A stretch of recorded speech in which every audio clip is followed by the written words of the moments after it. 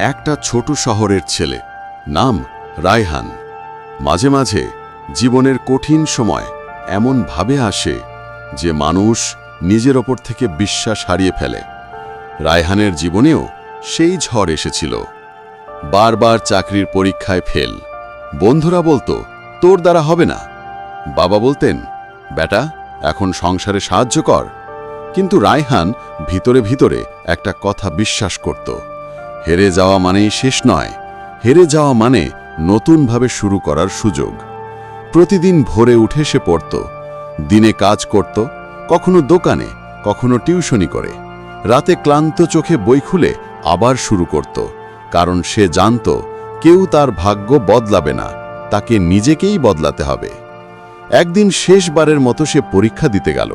বৃষ্টির দিনে ভিজে কাপড়, ভেজা জুতো, কিন্তু মনে একটাই কথা, এটাই হয়তো আমার জীবনের শেষ চেষ্টা। ফলাফল বেরোলো, রায়হান পাশ করেছে।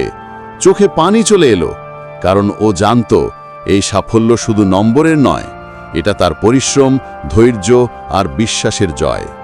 বন্ধুরা, জীবনে যতবারই হারেন না কেন, শেষবারের মতো একবার চেষ্টা করুন, কারণ আপনি জানেন না, হয়তো এই শেষ চেষ্টাই বদলে দেবে আপনার গোটা জীবন। তাই থেমে যাবেন না, ভেঙে পড়বেন না, কারণ আপনার স্বপ্ন অপেক্ষা করছে আপনার শেষ চেষ্টার জন্য।